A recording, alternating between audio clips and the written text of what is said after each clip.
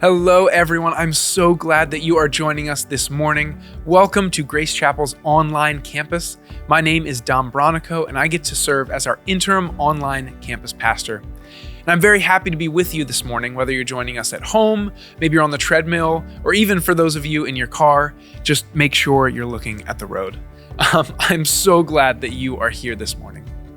So since our series is all about questions everyone asks, and since last week we were asking in the chat about how many cats each of us had curled up near us, I wanted to ask you all this question. What is the best way to watch our service from home? For me, I know I'm most comfortable watching our church online when I have a cat at my side and a fresh bowl of cereal nearby. If you're able, message in the chat and tell us how you best enjoy our online service. So for those of you who it's your first time, I want to extend a special welcome to you. If that is you, if you're looking to connect to our online campus, or if you just want to check us out before you come in person, I would love to connect with you. The best way to do that is to go to grace.org/helloonline and complete our connection card. The link is also in the description, so head there so that we can connect you to our small groups, help you find a place to volunteer, and give you any information that you need to connect to our church and find community, whether it's online or in person. So one more time, that is grace.org/helloonline or at the link in the description. I would love to connect with you. Well, before we get to our service, I have a couple announcements for you all. So first, we heard back from the results of our congregational survey last Sunday. If you didn't have a chance to hear that, you can go to grace.org/survey and follow the link to hear the results. They were incredibly enlightening, and I think what Vital Church provided by surveying and helping us understand where we are at paints a better picture of where we are going. So feel free to head there and check it out. Second, I also double as our young adults pastor here at Grace. So if you're a young adult out there, I just want to shout you out. I would love to connect with you. So coming up in a couple months, we have our young adult retreat. That'll be October 10th through 12th. And it's an opportunity to connect with other young adults aged 18 to 30, grow with one another spiritually, worship together, eat some really good camp food, and have fun for a weekend in the Berkshires. So you can go to grace.org/youngadults and find that event at the bottom of the page. Lastly, we're continuing in our sermon series, Questions Everyone Asks, all about what questions people have been asking for about as long as anyone can remember.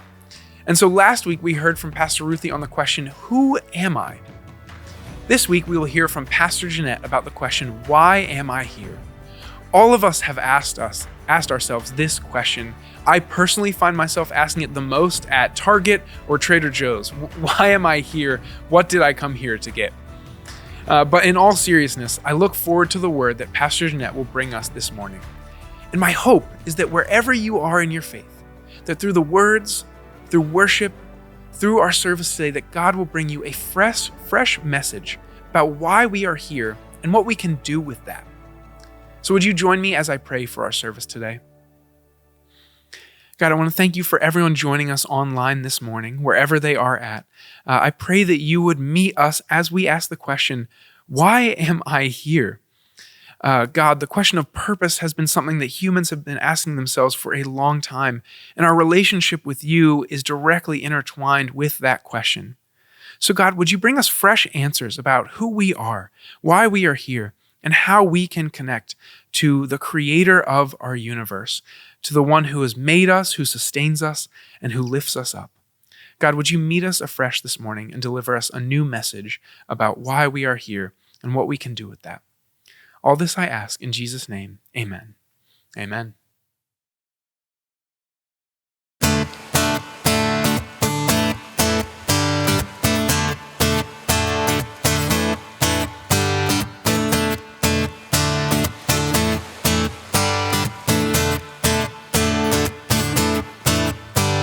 Oh, you are God, and we lift you up.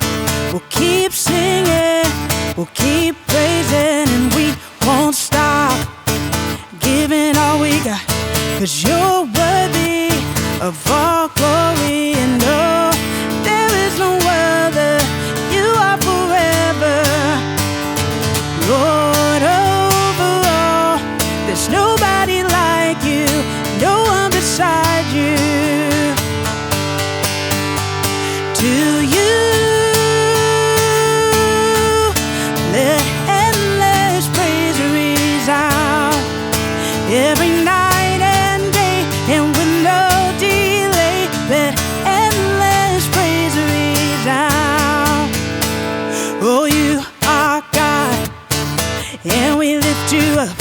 we'll keep singing, we'll keep praising, and we won't stop giving all we got, 'cause you're worthy of all glory. And oh, there is no other, you are forever, Lord, over all. There's nobody like you, and no one beside you. To you let endless praise resound every night and day, and with no delay, let endless praise resound. To you let endless praise resound every night and day, and with no delay, let endless praise resound.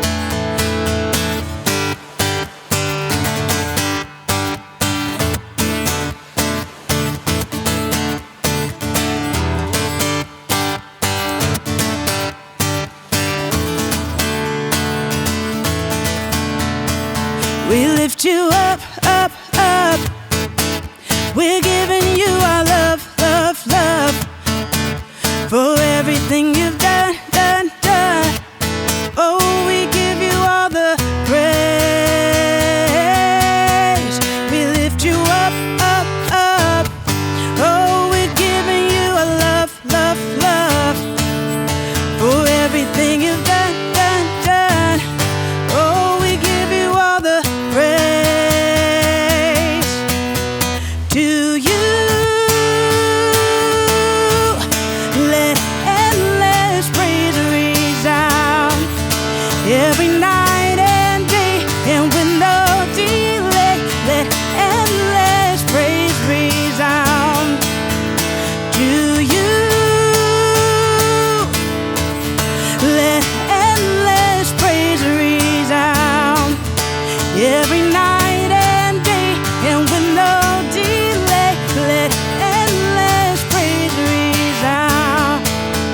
To you.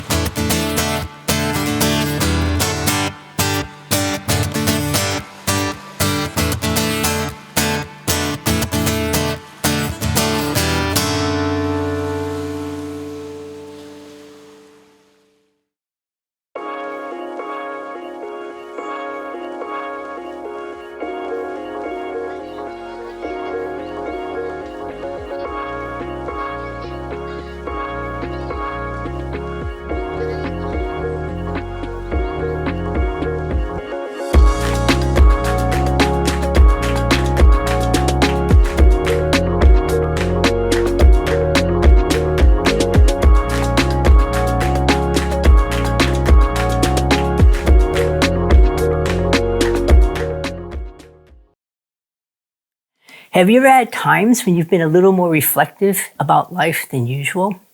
Well, I want to share with you two recent instances from my own life when I've had the opportunity to be a bit more reflective. The first was when my younger and only brother passed away suddenly a year and a half ago. I was in shock. He went to the ER reluctantly. They kept finding more and more things unwell in him. He actually never left the hospital, and he passed away within 2.5 weeks. To be honest, I was really mad at him for going so quickly and being so opposed to Western medicine. If he had only gotten a conventional chest x-ray, the docs may have found the slow-growing tumor in his thymus. And then, honestly, I was angry at myself for not sharing more meaningfully about Jesus with him lots earlier and more often. I tried to let my life speak, but on reflection, words may have helped as well. But I had time as well to reflect on our growing up years in Braintree, Massachusetts, when it really was just a sleepy bedroom suburb in the South Shore. Do you know that the two Yeps, my brother and I, and another Chinese student, we were the only Asians in a high school of 2,500 students? Where were you, DEI, in my adolescence when I really needed you?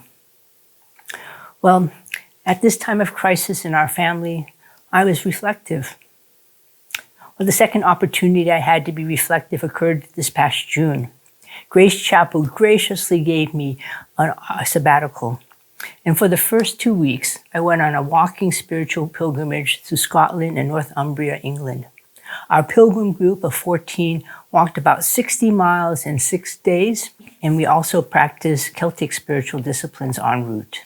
The beauty of the landscape, the accompaniment of new and old friends, plus the opportunities to be quiet, to listen, and to reflect were all gifts of God to my body, to my soul, and to my spirit. I came back super grateful and able to say, the Lord met me. The sabbatical was another opportunity to pause and reflect on my life. Well, how about you? When you slow down enough, or when circumstances don't give you another option, or even when you are facing times of despair, have you asked yourself, why am I here? What's the purpose of my life? When you've asked those questions, how have you answered them? Pastor Ruthie kicked off the series last week by tackling one of the big questions people ask. Who am I? What's my identity? She helped us think about being created in God's image, that we are made for relationships, and that we are His beloved sons and daughters. And this week's big question is, why am I here? What's the meaning and purpose of my life? According to some of the articles I read to prepare for this sermon, 3/4 of the people around the globe think about this very question. 57% of Americans say that they wonder how they can find more meaning or purpose in their life at least monthly. This question, it comes in various forms, but it's certainly one of the big questions we ask in life. Despite how advanced we become scientifically, technologically, socioeconomically, or politically, people continue to be looking for meaning that go beyond human institutions and scientific discoveries. Being created in God's image means we think and ask questions. We are made to live meaningfully, and we yearn for more. The renowned Orthodox rabbi and scholar, Rabbi Jonathan Sacks, observed, "Science tells us how, but not why. Technology gives us power, but cannot guide us as to how to use that power. The market gives us choices, but leaves us uninstructed as to how to make those choices. And the liberal democratic state gives us freedom to live as we choose, but refuses on principle to guide us as to how we choose." Well, reading that, I want to say, thanks, Rabbi Sacks. You've told us that science, technology, business, and politics can't answer today's big question. So what's the answer? Well, if you're someone who likes to know the end of the story, then today's sermon is for you. Because I'm going to answer the big question first. Why am I here? What's the purpose of my life? I suggest, drum roll, we are to glorify God by loving people, joining in His mission, and becoming more like Him. The 17th century Presbyterians wrote in the Westminster Shorter Catechism, "The chief end of man or humanity is to glorify God and to enjoy Him forever." But before you get back to your phones and start scrolling again, I like to help us better understand what it means to glorify God by knowing Him, becoming like Christ, and what it means to love people and join in His mission in the various stages of life. I'd like us to look at Moses, the Old Testament leader of the people of Israel, who had an opportunity to address these questions himself. I want us to look at him so we can learn from his example. My premise today is that glorifying God and enjoying Him forever helps anyone who is following Jesus answer today's big question. How we discover and live into why I am here question, the specifics and the details can be pursued in many splendid, creative, beautiful, and life stage appropriate ways. There's not one path to pursue or a spiritual trick to help us answer the why I am here question. God doesn't offer us a personalized life map full of specifics tailored to me, telling me what I'm going to study after high school, what college I'll be attending, who I will marry, if I marry, what job I'm going to have, or how many zeros will come before the decimal point in my salary. No, I'm sorry. No personalized life map, not even if you're a super spiritual Christian, and not even if you volunteer at Grace Chapel 40 hours a week. Rather, what God offers us is an invitation to go on a journey with Him. God is our companion, just like I had 14 hiking companions in Scotland. God is our companion. He wants to walk with us through each day and in each and every stage of our life. Today and every day, He invites us to get to know Him better through Bible study and prayer, to reflect on His character, to become more like Him so we can love others and join in His mission to make His name known to all peoples of the earth. In short, God offers us a real, vibrant, and vital relationship with Himself. Isn't this so much better than even a personalized map? Well, maybe you can think of it this way. The overarching purpose of life, answering the why I am here question, is to glorify God and to enjoy Him forever. This might be analogous a little bit to being physically fit. You need to incorporate regular physical activity, have a balanced diet, and other health habits to support overall well-being.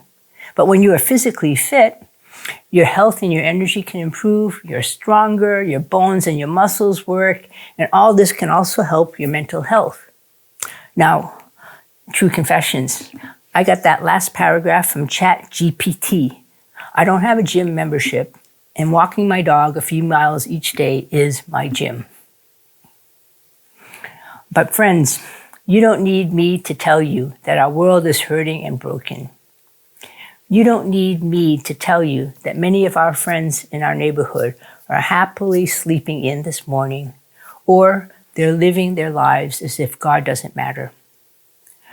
Our answer to the question, why am I here and what's the purpose of life, has lots to do with the way that we do life together, in community, within our church, and outside our doors, to a watching and waiting world desperately in need of Jesus' love and forgiveness. There's lots of ways to ask, why am I here? And these questions surface in different forms through different life stages. So for our students, you may be asking, what am I going to do when I grow up? Or what's going to be my major? What shall I pursue? What will my career be? Or if you've already graduated, should I go to grad school? Should I work for a while? Do I move back to the dreaded basement of mom and dad? Well, my folks were immigrants from southern China. Ba came to know Jesus through retired China missionaries, and Ma immigrated later as a World War II war bride. She came to faith through the ministry of Tremont Temple in downtown Boston. Growing up, I knew that the best thing I could become to really please my mother and father especially was to become a missionary doctor. Missionary doctor, my daughter. Obviously, I ended up disappointing that career ambition she had for me. This Asian American, I really suck at math and I dislike the sciences. Hence, a career working with people. And the world is rejoicing that I did not go into healthcare. But students, figuring out what you want to study or pursue later in life is a full-time job, and it's your full-time job now. I encourage you, take different classes, explore your gifts and passions, figure out what you like, what you find fun and enjoyable, and also pay attention to the things and subject matters and situations that don't seem to fit you. In college, I had a summer internship with an immigration lawyer in Boston. Well, it didn't take too long for me to find out that this future job would not be for me. I was so bored, and I was so bad at looking up court cases for the attorney. When you're a student, eliminating options as well as affirming strengths and interests can be all part of discovering life's purpose for your life. Well, we find out that Moses had to go on a similar journey to discover what he wanted to be and do when he grew up. And like many of us, Moses' history was complicated. His life was spared when he was adopted by Pharaoh's daughter, and he was destined to be raised as a prince. His birth mother was hired to be his nursemaid, and in those early years, she raised him as a Hebrew boy. When Moses joined the royal court as a bicultural prince, he knew who he was, both as a Hebrew and as an Egyptian. For those of us who know what it's like to have a foot in one or more worlds, where the culture at home is not like the dominant culture at school or at work, Moses is a role model for us. I suspect he knew very well what it was like to feel the tug of both his Hebrew and his Egyptian cultures. In fact, in Exodus 2, verses 11 through 15, we read the story of how he defended one of his fellow Hebrews from an Egyptian beating, and he ended up killing that Egyptian. The next day, he saw two Hebrews fighting, and he tried to break up the fight. And one of them said to him, Who appointed you to be our prince and our judge? Are you going to kill me as you killed that Egyptian yesterday? The scriptures go on and says that Moses was afraid, thinking, Everyone knows what I did. And sure enough, Pharaoh heard that what had happened. He tried to kill Moses, but Moses fled from Pharaoh and went to live in the land of Midian. Moses was outed. He killed the man and people knew it. Another sting for him was that his own people, the Hebrews, didn't approve of his action and didn't accept him as their leader. What a shock. He was only trying to help them. But when he realized that the Pharaoh wanted his head, he took off and he fled into Midian, entering into a time of self-imposed exile. It was in Midian, in the quiet of the desert, that God met Moses and continued the deep but critical work of character formation.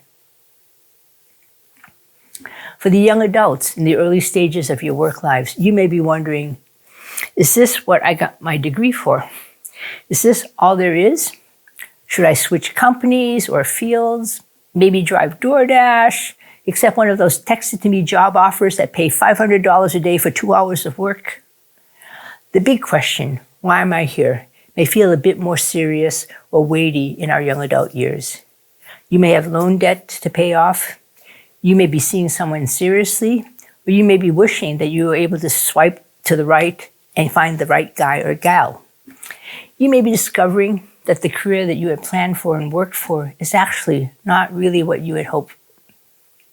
What does it mean to glorify God and enjoy Him forever in this life stage? Well, David Brooks, a New York Times columnist, has some interesting things to say about two sets of virtues. He calls them resume and eulogy virtues. Resume virtues are the skills one brings to the marketplace. They contribute to our external success and they build on our strengths. Eulogy virtues, on the other hand, are the deeper ones that are spoken of at one's funeral. They're the ethical, spiritual, and true parts of our being. They exist at our very core. So I'm sorry if this may sound a bit macabre, but one day folks will gather at your funeral and they're going to gather at mine. And at that gathering, would you like them to say, you know, he was the youngest person ever to make it to senior vice president at XYZ company, and he had a lot of frequent flyer miles? Or would you prefer them to say, she was kind and loved God and her family. She always made time for people and the things that mattered to her? I've heard so many poignant remembrances of people who have preceded me to heaven here at Grace Chapel. Sometimes I don't know the person who passed away very well, but after hearing the stories of how they loved and lived, cared for their grandkids, or could be counted on for a project or to bring humor to something, or even how they faced a debilitating disease with courage and hope, I leave those services. Honestly, I really look forward to meeting them one day in heaven. These folk have lived rich and meaningful lives. They've made a difference in the world. Now, we would all say that eulogy virtues are ultimately more important than resume ones. But our culture and our educational system spend more time teaching the skills and strategies you need for career success than the qualities you need to build your inner character. As we start our journeys of life as students and young adults, developing and building our skills to bring to our marriages and families and the ones that we will share the marketplace jobs with, this is the right pursuit in this life stage. But regardless of what life stage we're in, we can still be developing eulogy virtues. which are the virtues that come out of becoming more like Christ in our character, in our actions. The scriptures talk about these kind of eulogy values. For example, we are told to lose our life to gain it. We're encouraged to think of others more highly than ourselves. We're asked to do what is right, to love mercy and to walk humbly with our God, to love our neighbors as ourselves, to forgive as God has forgiven us, to welcome the stranger and sojourner in our land. We care for the least among us when we are Christ followers, because we know that we all have fallen short of God's glory. And we thank and worship God for his free gift of forgiveness and reconciliation with him.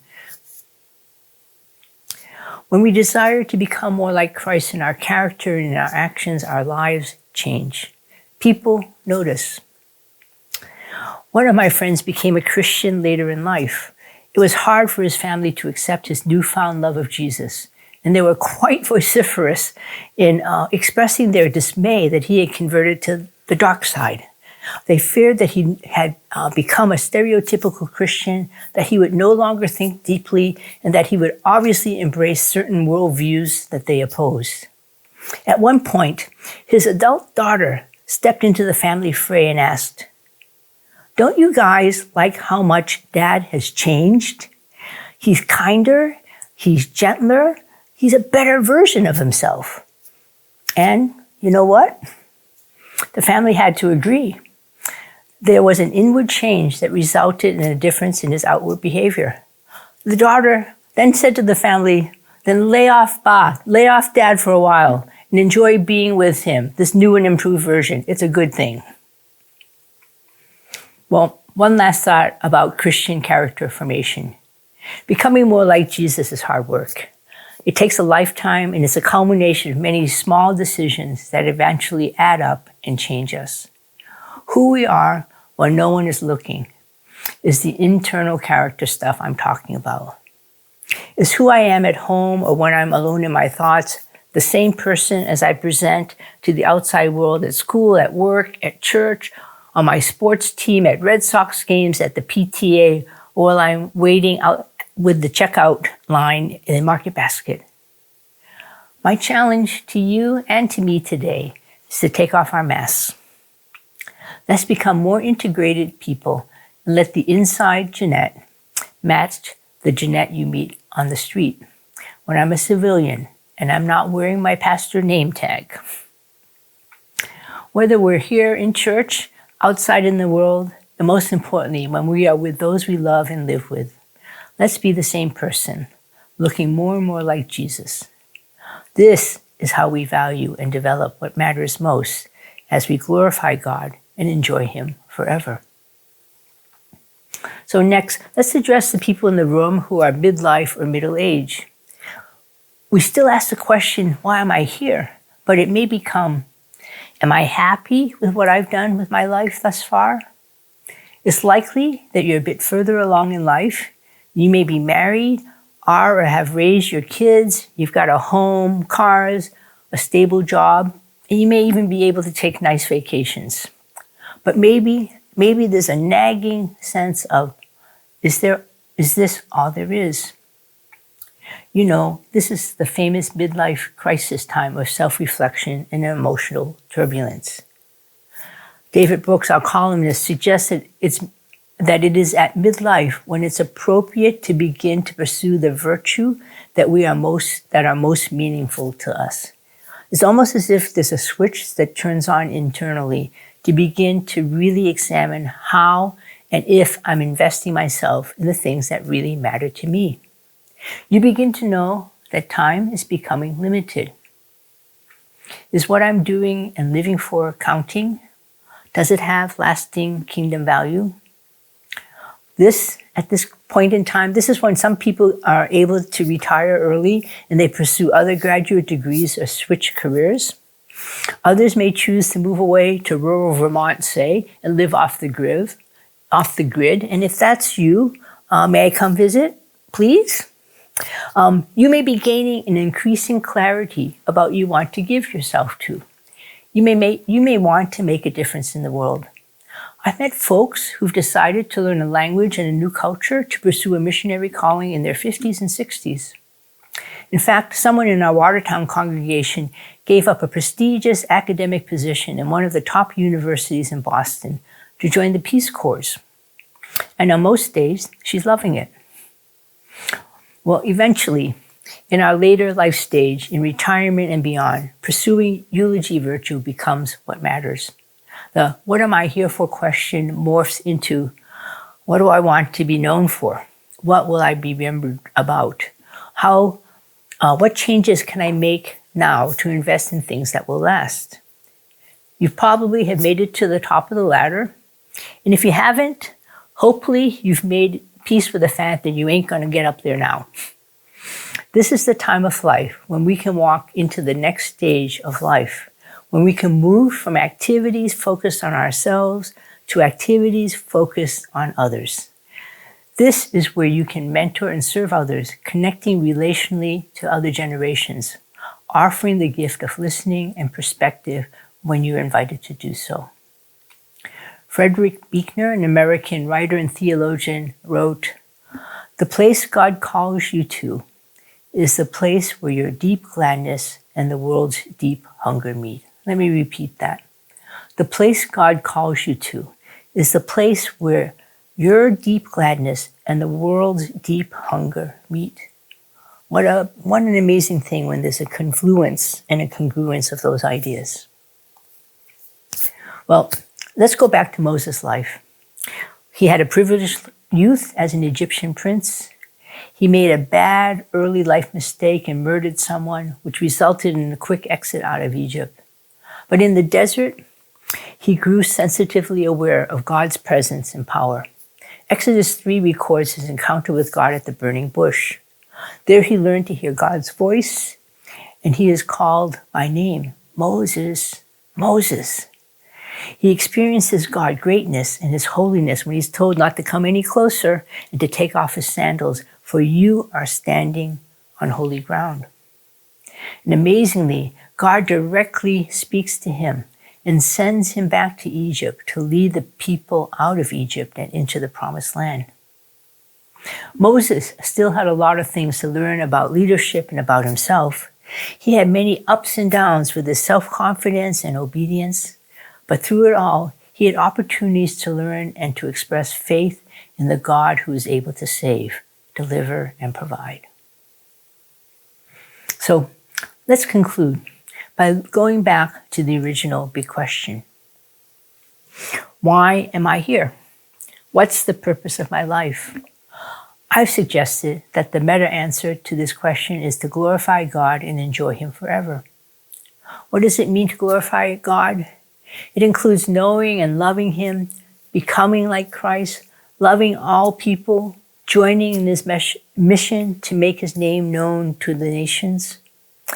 We get to enjoy the benefits of our salvation, the good gifts of relationships, of beauty and creation in the arts, and yes, through good food, our pets, our gardens, and fun hobbies. That's what it means to glorify God and to enjoy him forever.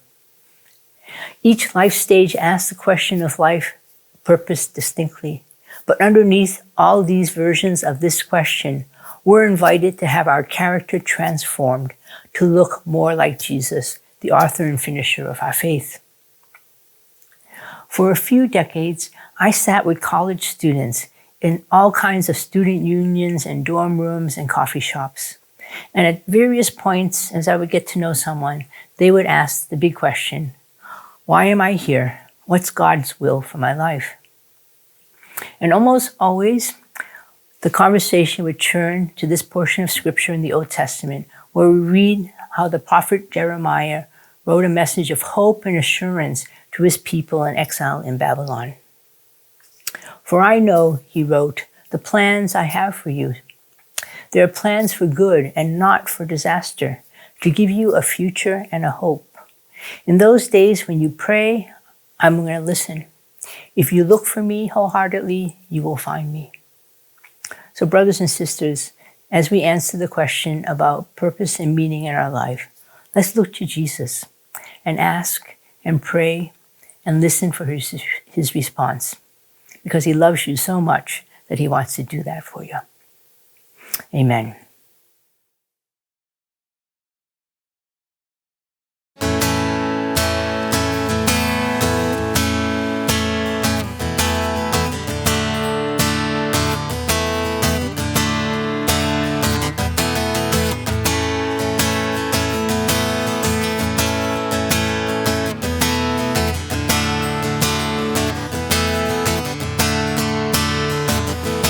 We worship the God who was. We worship the God who is. We worship the God who evermore will be. He opened the prison doors. He pardoned the raging seas. My God, He holds the victory. There's joy in the house of the Lord. There's joy in the house of the Lord today, and we won't be quiet. We're gonna shout out your praise. There's joy in the house of the Lord. Our God is surely in this place, and we won't be quiet.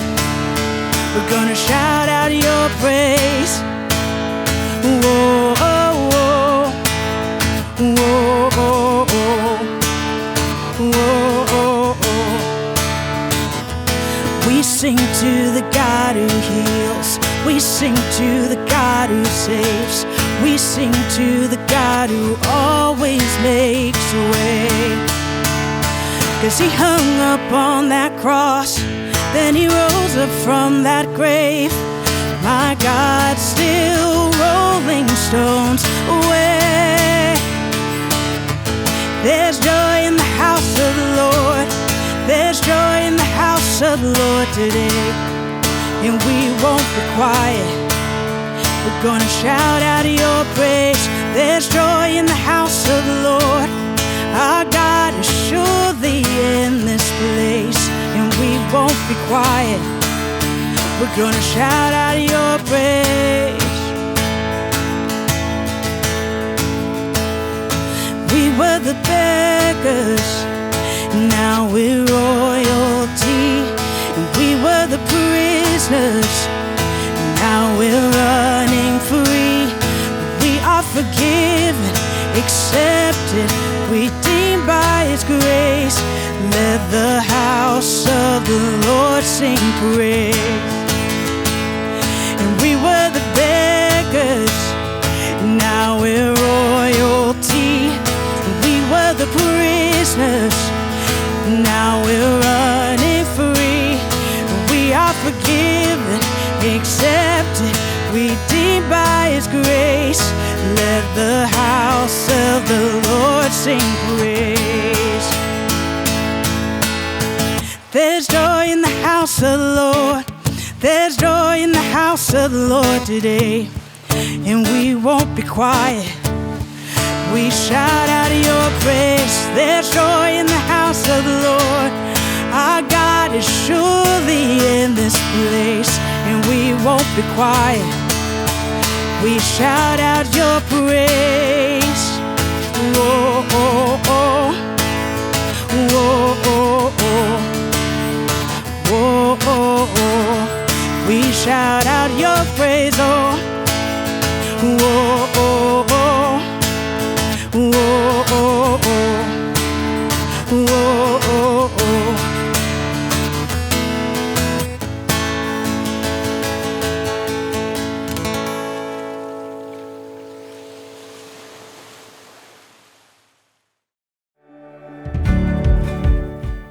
Well, I want to thank Pastor Jeanette for bringing that word, and my hope is that you found it helpful and that God met you this morning. I said it before, but if you're looking to connect, get plugged into our online campus ministry or one of our physical campuses, please don't hesitate to reach out. Go to grace.org/helloonline and complete the connection card. We would love to connect with you. And finally, as you go throughout your week, would you receive this benediction? May you not be conformed to the patterns of this world, but be transformed by the renewing of your mind. And may you then test and approve of God's pleasing and perfect will. Go in peace.